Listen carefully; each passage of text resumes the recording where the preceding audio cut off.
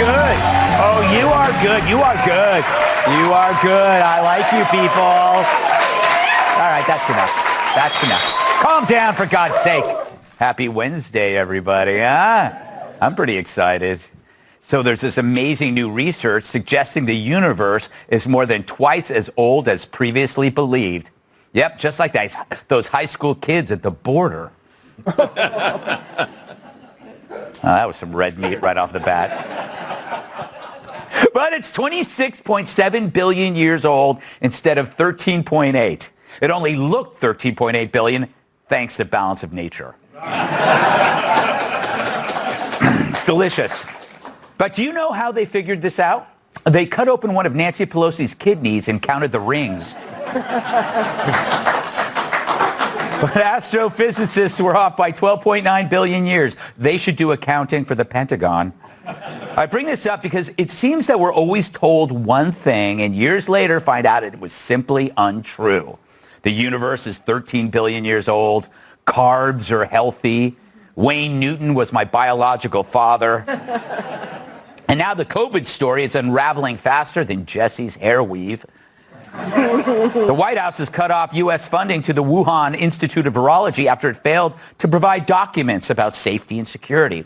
So that makes a lot of sense, right? Kill millions of people with a bioweapon, we keep funding them. Don't do paperwork, and the bureaucrats pounce. So now they've outlined plans to block the lab from receiving future support. Joe Biden hasn't gotten this tough on China since he negotiated Hunter's fee. Yeah, but it's a case of locking the barn door after the diseased horse has escaped. I mean, look around. It's a little too late, right? Remember, this is the place where the NIH was funding gain-of-function research on the virus. Because why cure diseases that exist when we can make diseases up that don't? And last month, Biden authorized the release of a declassified report detailing the lack of consensus among Intel on whether COVID came from the lab or not. That report even notes that scientists at the lab who got COVID didn't follow safety protocols. I think they were French kissing bats. Don't knock it. Meanwhile, in a newly released chat and email section, the great reporter Michael Schellenberg details how 5 top scientists expressed belief that the virus escaping from the lab was possible, if not probable. But they, along with Fauci, led journalists and the public to believe otherwise. Fauci still thought a lab leak was possible in April 2020, but that was 1 month after publicly claiming that it wasn't. But hey, a short man with a book to sell, he'll say a lot of things. Just a reminder, this will be out next week, July 25th. Be sure and order yours now. Let's get me on the list. Daddy needs a new boat. But Fauci and his cronies weren't the only problem.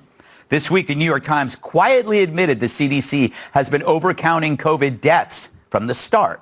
According to their data from their own website, about 1/3 of recent COVID deaths attributed to COVID were actually caused by something else. And it wasn't from having dinner at Kat's place. But this means that those people died not from COVID, but from something else. The actual overstatement of COVID deaths fluctuated between 10 and 30%. But there was never any understatement. Only over. Isn't that weird? It's never the other direction. So why inflate the numbers? Do we even have to ask? The CDC now has less credibility than the White House Coke dealer. I mean, keep track of that stuff. Hard to get, especially in D.C. But the government and the media somehow believe the more COVID deaths we had, the better off we'd all be, to keep us inside, to shut us down, to behave, to take the shots and like it. The mainstream narratives we're being fed to are no longer about information, but shaping our brains. And you're not supposed to notice. This COVID data cited in the Times was a quiet, casual admission by one of the primary pushes of the we're all going to die COVID narrative, and was picked up exactly nowhere but here. You didn't hear about this. You heard it here. You're welcome, America. If CNN had any ethics at all, they'd be running their COVID death tracker in reverse. Look, I know we're sick of COVID, but you can't forget that people weren't allowed to see their loved ones. Other health conditions were left untreated. And we're not supposed to notice that the suspicions we had at the time that were mocked back then turned out to be right. So as we gripe about people being uninformed today, maybe it's the best thing for them, because being informed ain't what it used to be.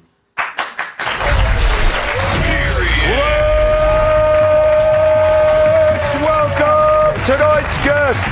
Excuse me. He was adopted, which means his birth parents probably saw his act. Comedian Joe DeRosa. She's like PETA for humans. Humans' right lawyer Brooke Goldstein. His wallet is almost as deep as his laugh. Host of Making Money on Fox Business, Charles Payne. And finally, we close her office door to keep out seagulls. Fox News contributor, Kat Tim.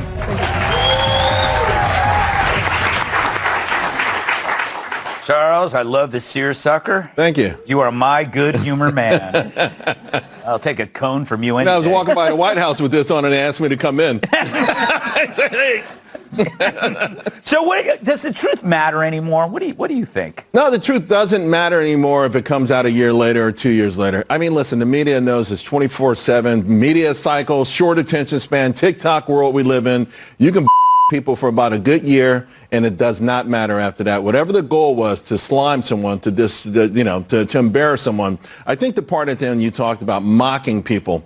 Almost everything you talked about, people knew. People had smart suspicions. And of course, this lab thing, it's like you got to be.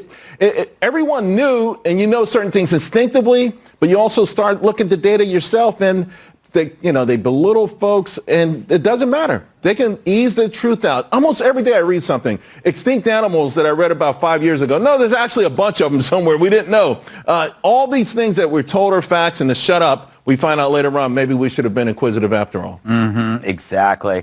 So, Brooke, you are a lawyer, or claim to be one, a human rights lawyer. You always point that out. I know. I don't know why. I just feel that it's interesting because I never really met one before. Certainly not relevant in this platform. It is. Is it? Yes. Why can't Americans file a class action suit against America? Great question. Why can't I? You're a lawyer. I don't give legal advice. No, you don't. Randomly on Fox News.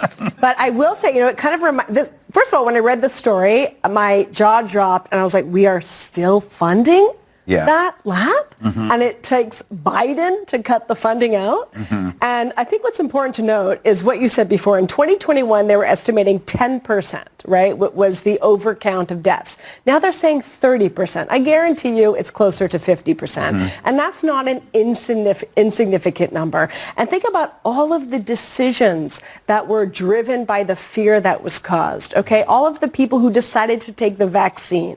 That's not insignificant. People who decided not to see their families. People like me that were giving birth in hospitals to their children and were told that they can't have their husband with them. It affected he a lot must of have been relieved.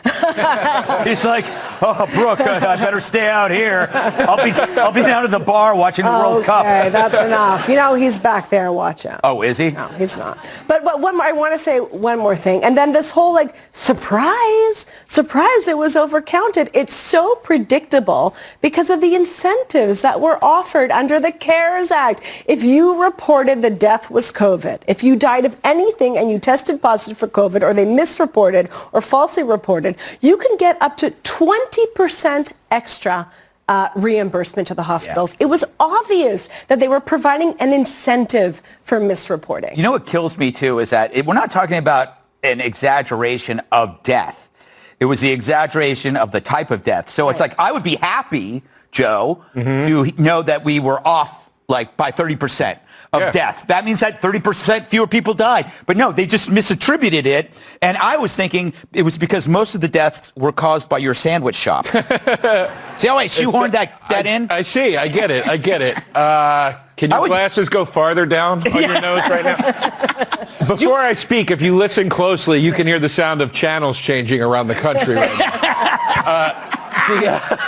But wait a second. You did have a store opening. During COVID. We opened after the initial lockdowns, but we had to shut down. in the Omicron or whatever spike, this whatever. should piss you off. Well, now you're broke because as a comedian you weren't making any money. And your sandwich. I almost took a job writing for this show. Oh, by the way, he's not joking. I'm not joking. He's not joking. That's how bad COVID was. None of us were thinking straight. I know. Nobody was thinking straight. I started a hoagie store during COVID. I know. No, but there's obviously the distinction of from and with is very important. Mm-hmm. Those are important words to distinguish. For instance, I didn't get gonorrhea with you. I got it from you. Cat's out the bag. Yeah. You can't tell somebody, hey, when you give it to somebody, you can't say, we're all in this together. I know exactly how you feel. Yeah. Yes. I'm living with it. I get it. This is terrible. I was disheartened to hear about the cut off of the funding to the lab, because now we're going to have to make our super viruses the old-fashioned way by having sex with a wombat or whatever. Exactly. Yeah. We could have created monkeypox, but now we're going to have the monkeys. The monkeys, Kat. Not a suggestion. Shouldn't we sue? I wish I had those kind of resources. Yeah. Jacoby and Myers. Yeah, you're right. Because guys, did any of you guys want to give money to a Chinese virus lab? Me neither. But we all did, and I know that because all of us are here and not in prison, which would have happened to us if we didn't pay our taxes. That's true. We have to pay our taxes, and if we don't, we go to prison. But if they use that money for stuff that kills millions of people and then also, limits our ability to actually make more money through businesses, they're just like, whoopsie. Yeah. And nothing happens. They keep taking more money. It is weird, though, that, you say that, taxes is against your will. This is a situation where, you could actually argue, I'm not giving money. Why can't we earmark They stuff? act like paying taxes, being against it, makes me a jerk. Every dollar of your tax money goes to, swaddle a little baby. Yeah. No, it doesn't. No. Well, do you know what? Honestly, and this might be a secondary layer to this, but that bothers me about what you're talking about can we sue or should we sue or whatever. It freaks me out. It's like everybody's Woodward and Bernstein now. It's like this is all just such a passive thing. Oh, we find out this information. It could be cataclysmic knowledge. It could be this terrible truth we found out. And it doesn't even have an effect on us anymore. This is par for the course. I almost miss government cover-ups. Yes, because we don't even care. Yeah, we don't care at all. We wanted the truth. We get it now all the time, and it's because there's too much stuff flying at us, right, and we don't care. You got TikTok, you got Twitter, you got the great Fox News, and all this stuff is coming, and it's like you only got 5 minutes to digest something that should really change the way you think. Yes, it's overwhelming because the cover up and the misinformation is not just from the government. It's also the medical community. It's also the mainstream media. Are you saying the Jews, Brooke? Oh my God, Greg, I'm going to sue you. All right. Up next, thugs jump with joy with no cash bail in Illinois. If you'll be in the New York area and would like tickets to see Gutfeld, go to... Yeah. What the hell were they thinking, ending cash bail in the land of Lincoln? Huh? All right. This week, the Illinois Supreme Court upheld a 2021 law that eliminates cash bail, making it the first state in the nation to suck. No, to do so. It's part of their plan to put dangerous criminals where they belong, back on the streets of Chicago. Meanwhile, Chicagoans celebrated the news exactly how you'd expect, by shooting their neighbors in the face. But other that was a joke. I think it was. But other Chicagoans are thrilled. Without cash bail, they have more money to spend on ammo. That was a joke, too. You know what? I bet there's an audience somewhere laughing, right? Thank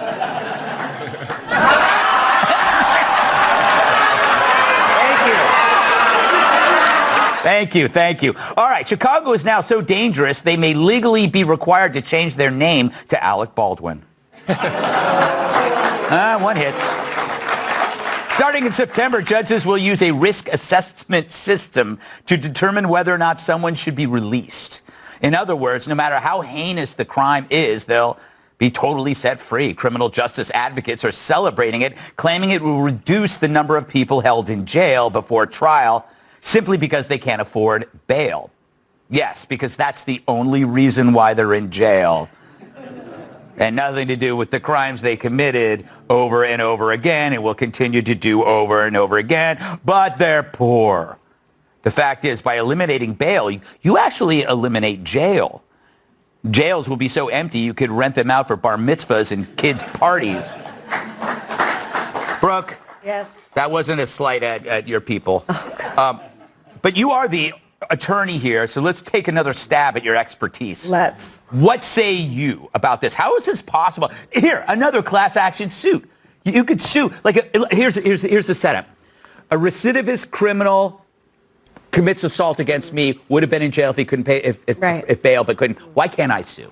You can't. There's no citizen general standing, and you can't go after the police for failure to act. But as a civil rights attorney, I have to say that there was an issue here. Okay, we had an issue where the high cost of bail would disproportionately affect minorities and marginalized communities. And it's just not fair. Two people go into jail for the same crime. One can afford to bail and one can't. However, you don't solve the problem by eliminating bail altogether, because what do? You create new problems and worse problems. Again, it's about incentives, right? You're incentivizing people to commit crimes because they know they are going to be let go right away. Look what's happening in Chicago, what's happening in New York.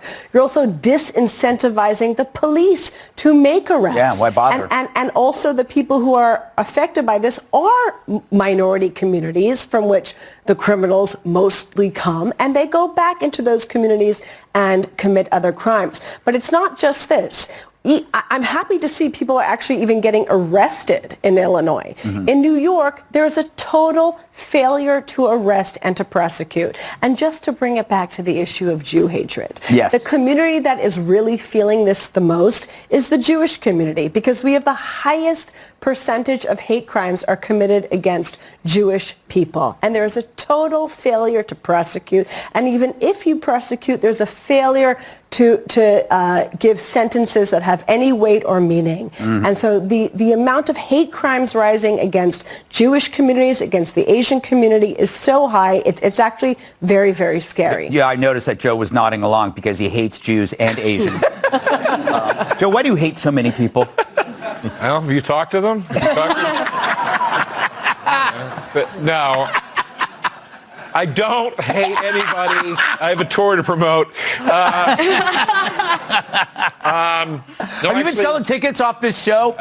Yeah, I have. Really? They come, they boo you, don't they? No, they enjoy it. No, but I actually want to piggyback off of what you said, because I do think, I do agree with you. I do think there's an issue. I think this is a massive overcorrection for a previous massive injustice. But I don't think it's creating a solution. I think it is sliding privilege wider. I think everybody's mad that some snotty rich kid gets arrested, goes to jail, and his daddy can bail him out. You're quickly. talking about Hunter Biden? Yes. So I have a solution. What's your solution? I have a solution. It's not no cash bail. You keep bail in place. But every time a rich kid gets bailed out by his dad, the contingency is his dad also has to bail out somebody from a lower economic class. And then I think that evens things out. Yeah, because I don't know. Yeah, no. I got claps. What's wrong with it? I think they were scared of you. They've never seen so many tattoos on a person who shouldn't have them. Greg's like, no, if you're poor, you stay in jail. Exactly. Finally, somebody's speaking my language. But by the way, okay, Kat, you want to hear what pisses me off? Always. Yes. All right. Where's my notes? Okay, you want to know what this is called? It's called the Safety Act, okay? who would vote against safety, right? It was designed to deceive people. It would be like going, hey, sign this, don't get cancer. Sure, I'll sign it. And then they give you cancer. It's like, this is like, if they believe this, the acronym should have said, let people out of jail, not the Safety Act. So even they know for this to pass, they had to lie to people, and they did it. What say you, libertarian? I would say that risk assessment is objectively a better standard than amount of money when determining whether or not someone should stay in jail or not, especially because you've just been accused of a crime if you're in jail. You haven't been convicted of one. Now, I'm going to give everybody a minute to throw things at me if they want to, but too small. I will explain and say the problem with that is I do not trust this government to actually stick to that standard. They're probably going to make these decisions for political reasons, just like how in Chicago they have all these gun laws that they don't actually enforce so many of them because of different political reasons. They're not going to determine it based on who's dangerous and who's not. They're going to determine it based on what narratives they want to push forward versus what narratives they don't want to see pushed forward. So I think it's a great standard if that was what they were actually going to do, and I believe they were capable of it, but I unfortunately don't All right. Speak some sense to these left-wing losers. Let's go one by. Let's go down the checklist. Thank First, you for that. They're not going to change the name of the town to Alec Baldwin. They'll call it Deadwood. That's the new name of the town. Secondly, we're not talking about the crimes themselves. If it's a crime, if it's a violent crime, there should be no bail, period, no matter who the hell you are. Yeah. That's the crazy thing. No bail. Make it a moot point. Yeah. It's a moot point. We shouldn't even be talking about it. Yeah. And, I just get so disgusted with the excuses for letting certain people commit crimes. Poor, guns are flooding into the neighborhood. Let's blame the members of the NRA. Well, hold on. Let me get this right. So in the neighborhood across the border from Chicago in a state where guns are legal, that everyone in the town has a gun, there's zero crime. A few of them trickle over the border and there's a million shootings. It's not the gun. It's not an inanimate object. Let's get to the core of what's making people hurt people, particularly people who look like each other. I have on a blue bandana. You have her on a red bandana. Let's find out what's really happening. Stop appeasing this so we can fix this country. That's what we need to do. There you go. All right. In your face, whoever I'm talking to. Up next, CNN's dumb hunch about somebody else's lunch. Detect this. Come on in. This is the home of the fastest growing radio show in America, Fox Across America, hosted by me, Jimmy Fallon. I do the most empowering radio show in America, and what I mean by that is everyone who listens feels like they too could get a nationally syndicated talk show. But there's a little more to it than just sounding like somebody who flunked out of community college. What you're looking at first and foremost here is my toy collection.